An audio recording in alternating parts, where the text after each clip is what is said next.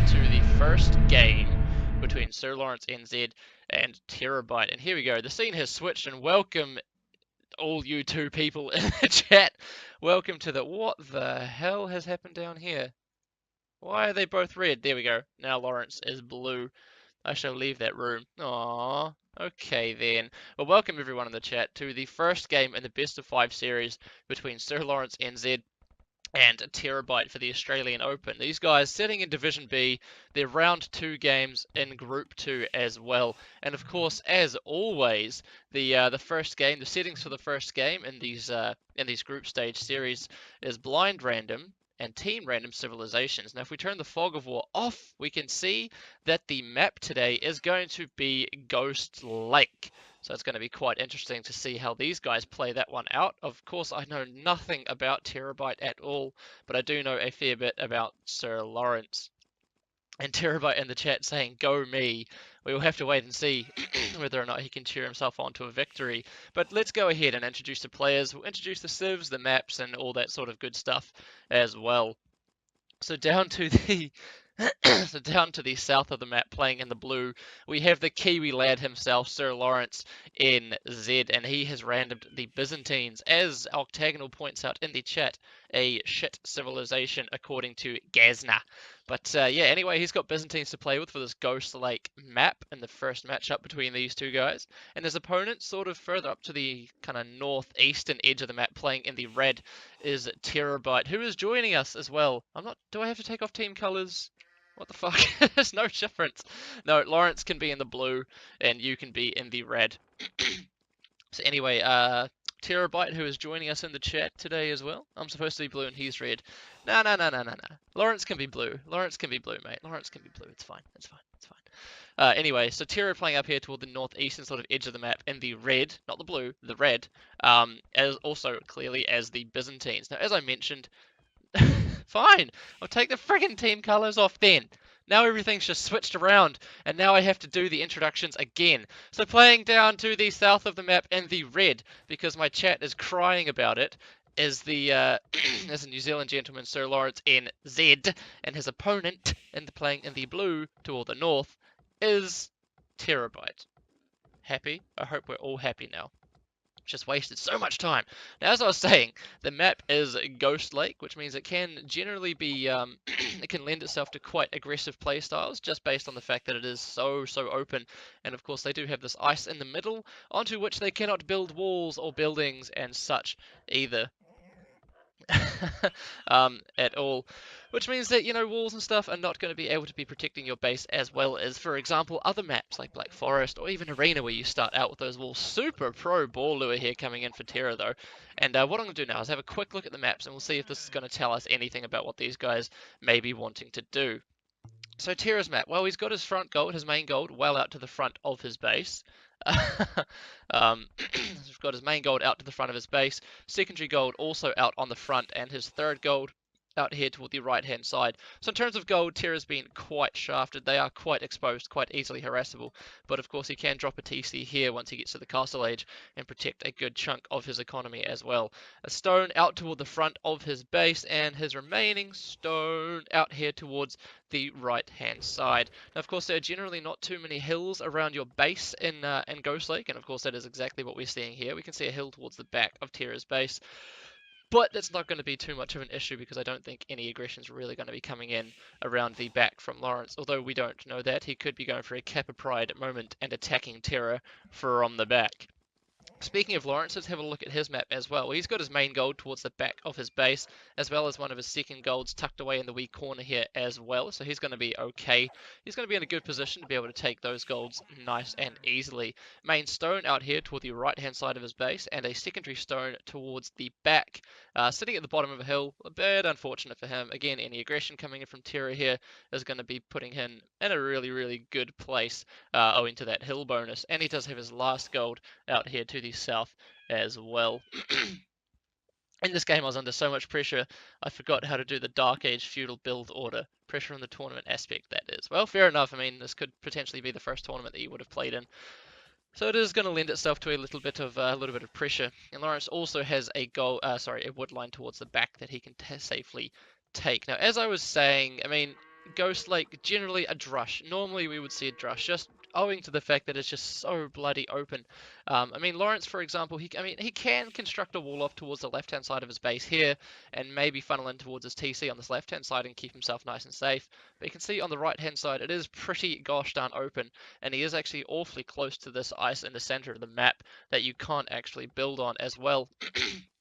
So in terms of booming, in terms of building forward, it's going to be a little bit harder for him to do. He does have a nice area in the back that he can boom into, and the same can also be said for Terra over here as well. He's not as close to the ice as Lawrence, I would say. There's not too much in it, but he's not going to be having to worry about not being able to place buildings off at the front of his base to wall himself. I suppose he can go ahead and wall here across to here if he really, really wants to. Lawrence heading up to the feudal age now, going up on 22 population. What's his build order looking like? Well, he's got 5 villages out on the wood, 4 on the berries. Is that 4? I cannot count. That's 5 on the berries. A bit unorthodox, but it looks like he could potentially be going for scouts here, although he is sending 2 villages out to gold now, so it looks like a man-at-arms rush could be incoming here from Lawrence.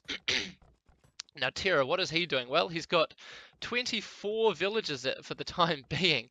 And, I mean, that's crazy. That's actually insane. 24 villages. He's got 25 pop. He's not going for the 25 pop housed up. He's only just gathering in his second boar now as well, though, which is a little bit late for him. A little bit late. You normally want to see that coming in around the 6-minute mark, for example. And he is constructing some walls at the front of his base. And, yeah, okay, he's proving that I don't know what I'm talking about when I say that Ghost Lake is a difficult map to wall, because out the front of his base we are seeing those walls coming up now as well. Lawrence, on the other hand, back at home, seeding a 3rd and a 4th farm. It's a bit interesting if you're going to be going for a man-at-arms rush to be having 4 farms. You can get away with 3 and 2 villages out on gold. But of course, Lawrence has he's starting to up to the feudal age. He's creating those militia, and I can only imagine we will be seeing the man-at-arms incoming from him as well. Terra up to the feudal age now, also on 25 villages, so 26 pop. That's almost indicative of a fast castle build, but something tells me he's not going to be going for that at all. Maybe he just had a bit of an inefficient Dark Age. Barracks being thrown up at the front of his base as well, as the militia now start to push out across the map from Lawrence, having researched, or having reached the feudal age now, still not researching men-at-arms. Instead, he's just going for even more militia. Is this a bit of BM? I don't know, but 4 militia is extremely odd. Not normally what you'd see from either a drush or a man-at-arms rush from the Byzantines. And of course, we're not actually seeing the man-at-arms upgrade coming in, and that could, of course, be due to his build order just being a little bit off. He's picking up a few extra sheep in the center of the map. Very important for Kiwis. Obviously, if you are a Kiwi player, then you do get those. You get that extra sheep gathering bonus. So he is going for man-at-arms. Okay, so it's going to be a man-at-arms rush from our red player, Sir Lawrence. Our blue player still continuing to wall up. Of course, the Byzantines are classed as a defensive civilization, so I guess it makes sense. Look at my berry bush. Okay, I'm looking at your berry bush. It's not that bad. I mean, the mill could potentially have been placed a wee bit better, but it's not terrible. But the man-at-arms are now starting to move into the base of Terra. Now he knows what his opponent's doing. He knows what's going on. Oh, Lawrence actually did lose that scout. That's a bit unfortunate. But here we go. The man-at-arms now coming into the berry bush from Terra, and maybe this is what Terra means. I'm not sure. We're going to have to wait and see. Getting a nice bit of idle time here on the economy, on the berry forages. And since Terra is going for a stable, he wants to go scouts. These berries are so important. Wow, a stable and then an archery range as well. Very quick succession here, but Lawrence is getting a lot of eco damage done. A lot of the woodcutting villages out here on the front of Terra's base being idle or being taken off the wood line. The berry foragers, the berry gatherers also being taken away. And unfortunately, the wee quick wall is not going to happen here. And Lawrence will be able to get at least at least 1 villager in this little excursion into his opponent's base. Are we seeing any extra scouts being queued up for Terra? Well, let's switch over to his point of view. And yes, we are. We're seeing a few extra scouts coming in, but of course, scouts against man-at-arms, well, we all know how that one plays out. Man-at-arms are just fantastic at countering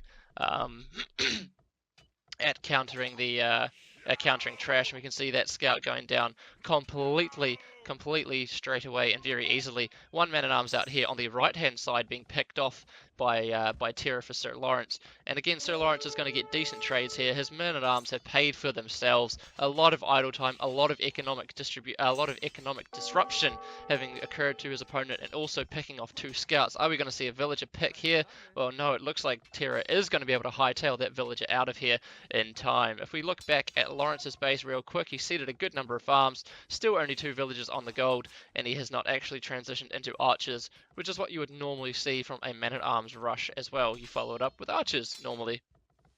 Still got a couple of man-at-arms buzzing around inside of Terra's base though, and he is still managing to do a lot of damage to his opponent. Moving out to gold is Terra. That's not going to do too much considering A, you don't have a blacksmith to get any upgrades on these scouts. You don't have an archery range up to get out archers, so moving out to gold here for Terra, maybe not the best idea, maybe not what he needs to be doing. He needs to be rushing up an archery range back here next to his town centre, and then getting out a few archers with his gold mining income here. But of course he is starting to push out across the map. He's thinking, I've had enough. I don't want to be stuck inside my base with these stupid bloody man-at-arms anymore. I want to start pushing out, and I want to see what damage I can do to my opponent. Of course, it is worth noting that even though Terra has had quite a bit of idle time and economic damage done to him, he is still ahead on villagers by 30 villagers to 33 in his favour. Spearmen now coming out as well for Sir Lawrence as he anticipates the imminent arrival of these blue scouts. And as we can see, Terra now moving into the woodline of Sir Lawrence. How quickly is Sir Lawrence going to react? Well, he's bringing 2 villagers away into the waiting arms of the spearmen. And unfortunately for Terra, these scouts are going to be dead very, very soon. Back at his base, though, he has managed to micro-wall in one of his villagers. Very clever, very good move as well. And he's going to be able to get that archery range up nice and quickly as well. Unfortunately for him, he has lost his scouts. He has lost his scouts on the front, and this archery range, Jesus Christ, it's on fire already. But of course, archers and even a skirmisher are going to start to come out to start trying to take down these men-at-arms. It's almost worthwhile at this point just battering them down with villagers. They're on very low, or they're on half HP each. It's not going to be too hard for Terra to have been able to do that. Now, is there anything else going on? Well, Lawrence finally putting up an archery range, very, very, very delayed. Terra is actually looking awfully close to being able to click to the Castle Age as well. I don't know if that, I mean, it could work out well. He could go, knights straight to Sir Lawrence's economy, because Lawrence's economy at the moment is not actually looking that fantastic, to be honest. It's not looking that defensible. He's only got 2 spearmen out, only just getting up his first range now, and Lawrence up to the Castle Age he goes. Go, go, go! Lawrence up to the Castle Age, and he will be going for the crossbows once he reaches the Castle Age, I don't doubt. I would like to see 2 ranges from him, but I guess we'll have to wait and see how that one plays out. Fletching now coming in for him as well. Not the same as when I practiced. Well, fair enough. Again, you did mention that you you did mention that you had a wee bit nervous. But Lawrence would do well here to throw up a second archery range and also to split his lumber. I do not like seeing that many villagers on one lumber camp. Inefficient, messy, ugly, and all that stuff as well. But Lawrence is doing a good job here. He's managing to bring an archer or 2 away from the Terra's base, meaning that Terra is not quite paying enough attention to what he needs to be. And are we seeing archers? Well, we're seeing 1 archer come out from Sir Lawrence. Up to the Castle Age he goes, and Fletching having been researched. There is definitely no doubt as to what Lawrence is going to be doing into the Castle Age. I would say that knights, honestly, okay, well now he's putting up a stable. Interesting. I would have said that knights would have been a much better option here for Lawrence.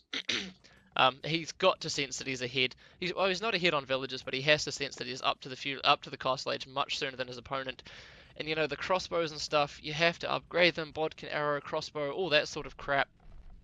Whereas knights right off the bat are just super, super strong, which is why I say that knights would have been a much better option for Lawrence in this case, seeing as though he is beating his opponent up to the Castle Age by quite a considerable way. But we can see the Castle Age upgrade now coming in for Terra as well. 5 villages ahead, so he's going to be in an okay... If he can survive to the Castle Age, and he will be in a fantastic position. Obviously, the Byzantines do have access to camels, so any knights, which as we can see now that are coming out from Sir Lawrence, are going to be quite easily countered by any camels that come out from Terra. And of course, the camels are cheaper for Byzantines as well. No doubt indeed. So you can see Knights now coming up from Lawrence as he throws up an extra archery range at the front of his base. Any extra TCs up for him? No, well, he's sitting on a crap ton of food right now. Jesus Christ, that's a lot of food.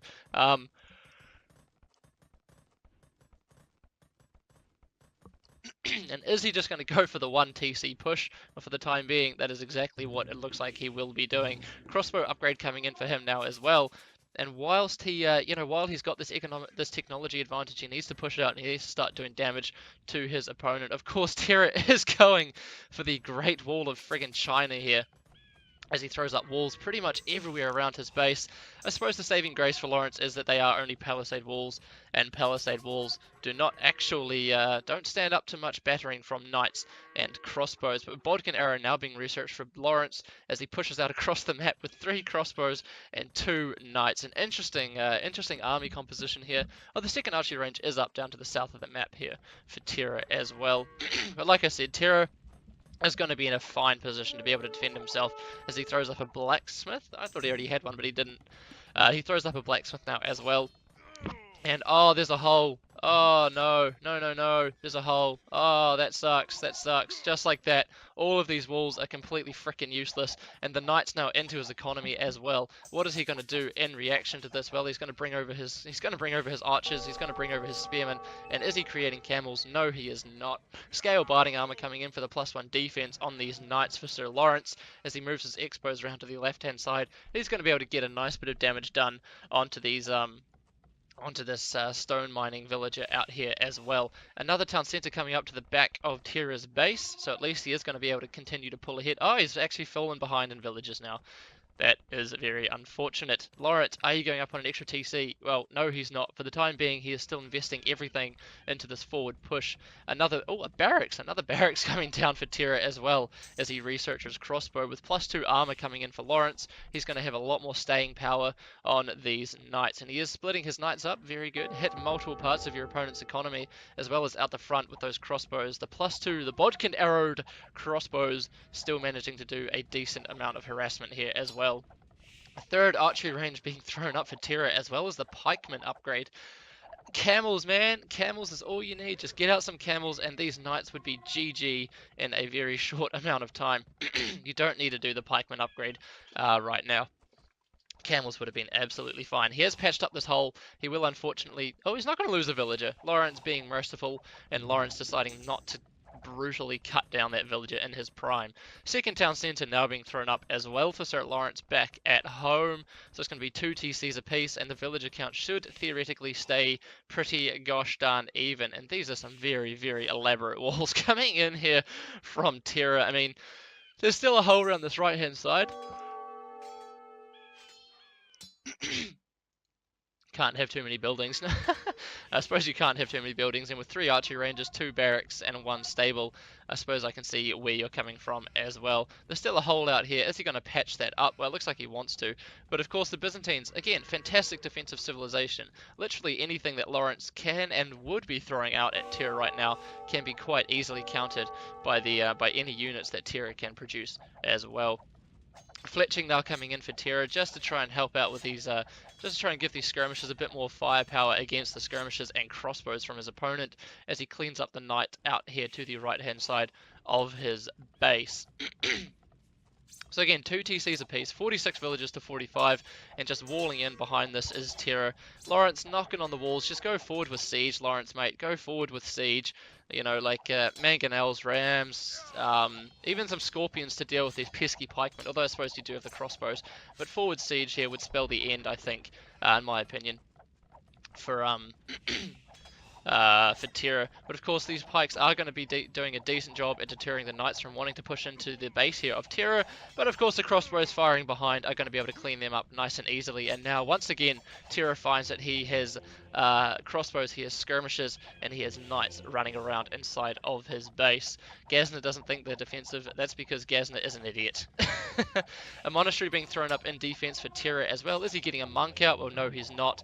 And again, I can understand why Terra wants to get the monastery up, obviously to deal with these knights, but I mean, camels, man. Camels would be fantastic right now if you really want to counter. Camels and siege workshop to get rid of the crossbows. Crossbows now moving into the wood line and the gold line here from Terror.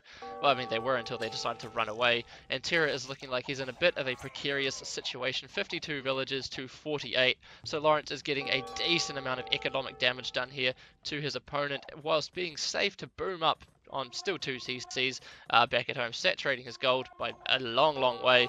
But yeah, for the time being, Lawrence is doing a fantastic job. And what's this? It's a defensive siege workshop, which is exactly what he needs in this situation as well. But I have noticed a trend. I've noticed a trend with Terror. He throws up the buildings and he does everything right in that respect, but he fails to actually create any... Oh, there we go. He's actually creating scorpions. Scorpions are going to be fantastic at being able to take down these crossbows as well. Lawrence moving in, starting to micro down his opponent's units, and just like that, all the defenses, all the created defenses for the time being of Terror have now been whittled away. I don't understand Lawrence's decision to go back out of here. He could still push in out here and take down, what's that, 4 extra villages from his opponent.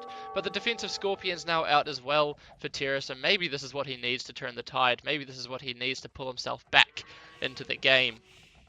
59 villages to 52, and wow, Jesus, that is messy. Has Lawrence still got his gather points from both TCs set there? He's got one, and no, he's just got one of his TC gather points set onto that gold, and that is definitely going to be going down, being depleted in a quick amount of time. Of course, Lawrence does have these knights out here as well, and the knights are going to be a fantastic counter to the siege defense that Terror is currently putting forth. Moving out to the right hand side is Terror. I can only imagine that is for his third town center. Let's have a quick look. Yep, third town center out here on one of his extra golds, considering he can't exactly take the golds at the front because there are a shit ton of crossbows and a couple of knights here as well, battering down and knocking on his walls. Knock, knock, knock goes SirLaurenceNZ. I am here and I am ready to take you down. Lawrence still up on 2 TCs back at home, throwing up a university as well. Is he getting near the Imperial Age? Well, yeah, exactly. Yeah, he's pretty close. He can click up. Obviously, the Byzantines getting the cheaper upgrade to the Imperial Age means that he just needs the buildings. We can see a monastery and a university being thrown up on the front. So he's going to be in a fantastic position to be able to click himself up. He's going to go to the Imperial Age very soon, with more villages than his opponent currently has as well. Pikemen going down inside the base here of Terror. More knights, more crossbows being flooded across the map from Lawrence. And Terror is in a bit of a predicament, in a bit of a dire situation, as Terror does finally have a monk out to be able to convert and counter these knights as well. And let's see what's Lawrence going to do here. He shouldn't try and out-micro these. Well, I mean, I suppose he does have a shit ton of these crossbows, so it doesn't really matter. But he's not even microing, he's just kind of moving. He's just moving his units forward a little bit and still taking the same amount of damage from those scorpions. But is Lawrence up to the... So Scorps are bad. Scorps are bad when your opponent has this many crossbows. Scorps are fantastic when you have a when your opponent doesn't have so many expos. Mangonels would be a much better option in this case here. But anyway, what else can we see? Well, of course, Lawrence should have actually clicked up by now. I'm not entirely sure why he hasn't. Maybe he's focusing too much on his superfluous micro at the start. Knock, knock, knocking on Terror's wall. Exactly. It's not Heaven's Wall. It's... Wait, hang on, is it Door? Heaven's Door? Yeah, it's Heaven's Door, isn't it? I don't really know the song too well. But if Lawrence stops attacking the blacksmith here and starts to move around and start picking off villages from his opponent, he's going to put himself in a much better position. Although he has clicked up to the Imperial Age now, he's finally clicked up to the Imperial Age, and I think it's quite clear what his intentions are as he goes forward with 3 villages as well. A forward siege workshop, is that on the cards? Well, we'll have to wait and see. He does have the resources to throw down like 4 siege workshops on the front. Whereabouts is he going to be placing them? Maybe he's building a forward TC on his opponent's gold. That would be quite BM, but also kind of funny to see, especially from Lawrence. This archery range here is definitely going down for Terror, and he is locked inside his base. A couple of expos out here on the left-hand side for Lawrence, just doing a bit more eco-harassment, a few more villager kills. being being whittled away here as well. And what is Lawrence doing? He's going for an outpost. What the hell is he doing an outpost for? He knows exactly what his opponent has here. The outpost is so useless. But I mean, sure, he wants to get the vision. He wants to get the vision on what his opponent is doing, and just like that, he has a lot of vision now on what his opponent's doing, I guess. And now Terra has pulled ahead on village account as well. Poor Terra, recognizing the situation, thinking he's a bit too far behind, and calling GG on the first game as well. Does New Zealand have the voice? I don't think we do, no. But well played to Lawrence, well played taking the first game there. Is he on the left-hand side? He is on the left-hand side. So Lawrence taking game number 1 against TerrorBite here. So what we'll do, as always, we'll switch the scene over to the Australian Open overlay. We can have a look at the kangaroos or the bunny rabbits or, I don't know, there have been different animals being thrown out as well. People seem to think that they are different animals. But anyway, we'll switch back to that, and I'll see you guys very, very soon for game number 2.